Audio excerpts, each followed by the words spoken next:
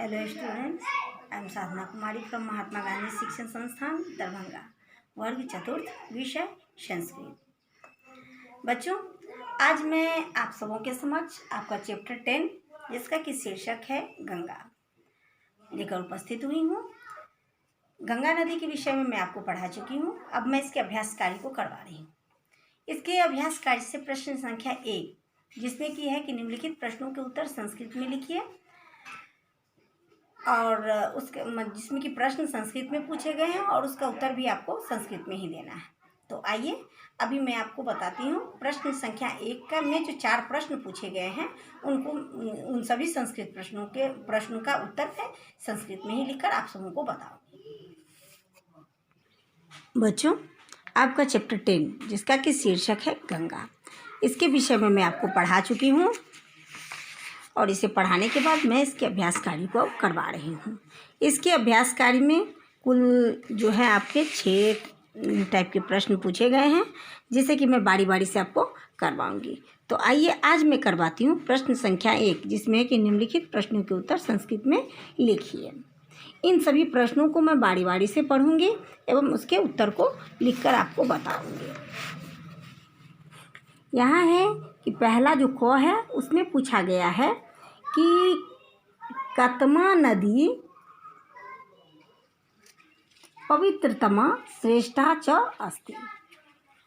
कौन सी नदी पवित्र और श्रेष्ठ है? तो यहाँ पर है कि गंगा नदी पवित्रतमा श्रेष्ठा च अस्ति। ख में पूछा गया कि गंगायाः भारताय के लाभाः सन्ति। गंगायाः भारताय के लाभाः सन्ति। तो इसका आंसर है कि गंगायाः भारताय अनेकाः लाभाः सन्ति। भारत को गंगा से अनेकों लाभ हैं। अब इसमें है कि पूछा गया है गौ में कि जनाः कुत्र स्नानं कुर्वन्ति कथंचन। जना कुत्र स्नानं कुर्वन्ति? तो जना हरिद्वार के नाम के स्थाने स्नानं कुर्वन्ति। तो यहाँ पर जो है यहाँ पर प्रश्न घ में पूछा गया है कि भूतले गंगा कः आनयत। जमीन पर धरती पर गंगा को कौन लाए?